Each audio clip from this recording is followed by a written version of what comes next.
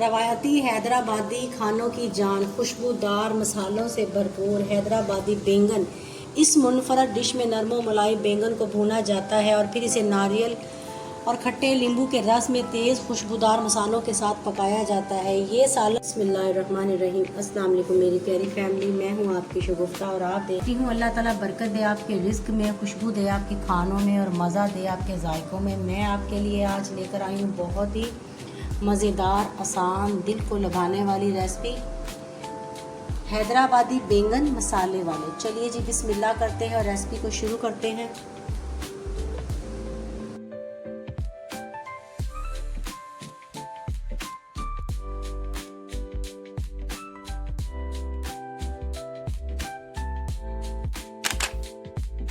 बिस्मिल्लाहिर्रहमानिर्रहीम।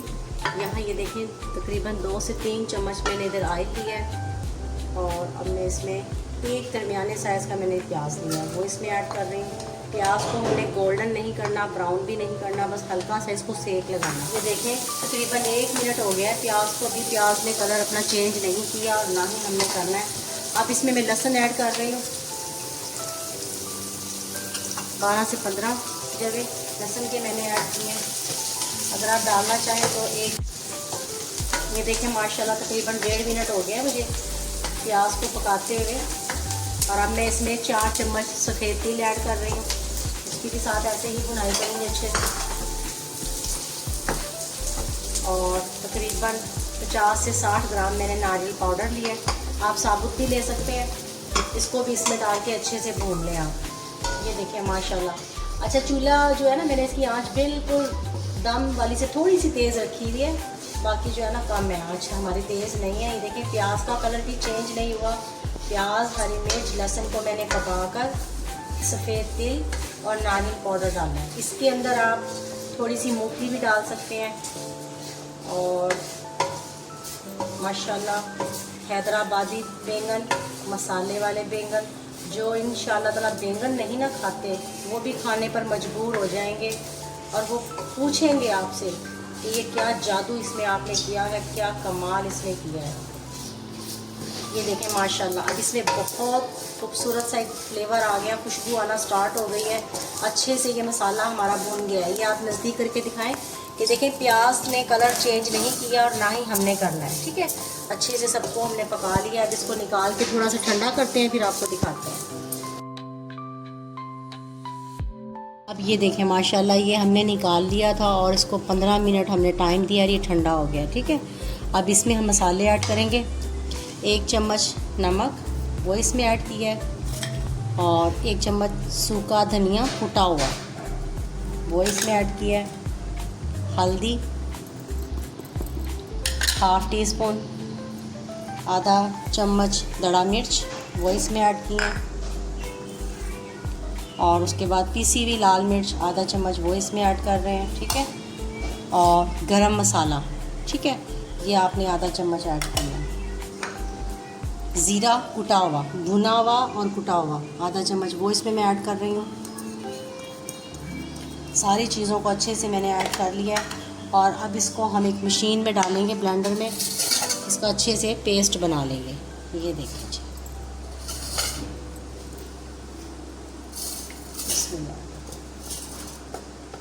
डाल लिया। अब थोड़ा सा मैं पानी ऐड कर रही हूँ, तकरीबन से 2 चम्मच।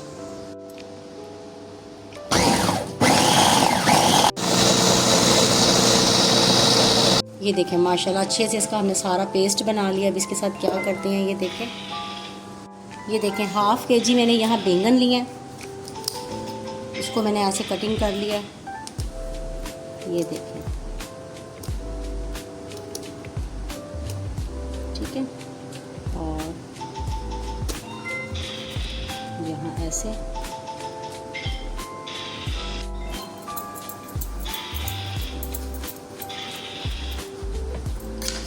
ये देखें, ये ऐसे जो है ना हमने इसको कटिंग कर लेना है। ये देखें ऐसे, ठीक है। ये मैं आपको सारे ऐसे कटिंग करके दिखाती हूँ। ये देखिए जी कटिंग हमारी हो गई। अब इसमें हमने मसाला को भरना है।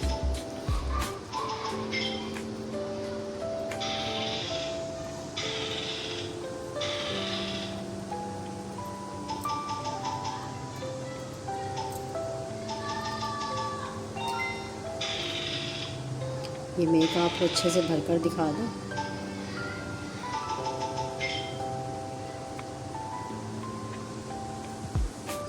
ये देखें जी माशाल्लाह।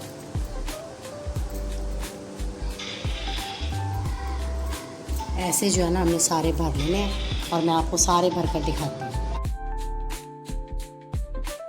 माशाल्लाह मसाला मैंने अच्छे तरीके से ना दबा दबा कर इस सारे बैंगन में भर दिया। और ये जो मसाला मेरे पास बच गया है, इसकी अब हम ग्रेवी बनाएंगे। ग्रेवी के लिए मैंने यहाँ 3 से 4 टमाटर लिए हैं, वो भी इसमें ऐड कर लेती हूँ, उसका पेस्ट बना लूँगी।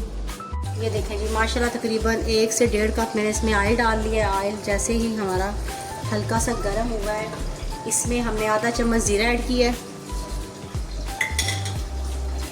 और आधा चम्मच मैंने इधर राई लिया, राई वो इसमें ऐड कर रही हूँ। 1 मिनट मैंने राई को और ज़ीरे को भूना है और अब इसमें मैं ये बैंगन ऐड कर रही हूँ। बिस्मिल्लाहिर्रहमानिर्रहीम। इसको हम फ्राई करते हैं तकरीबन 2 से 3 मिनट के लिए। ये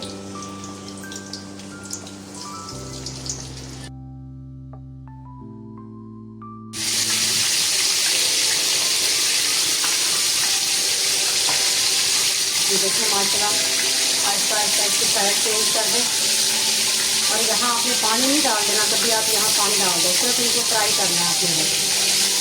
ये देखिए इनकी साइड मैंने चेंज कर दी है, दूसरी साइड को हम अच्छे से फ्राई कर लेते हैं।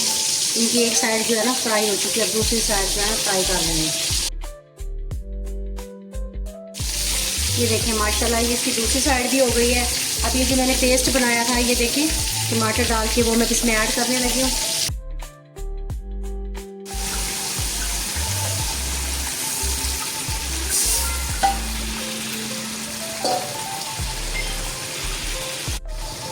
यहाँ मैंने मसाला ऐड कर दिया है। अब इसको मैंने ढाँप के ना तकरीबन 15 मिनट पे दम पे रखना है, ताकि ये मसाला और बैंगन हमारे अच्छे से रेडी हो जाएं। ये देखें यहाँ तकरीबन 5 मिनट हो गए इनको पकते हुए।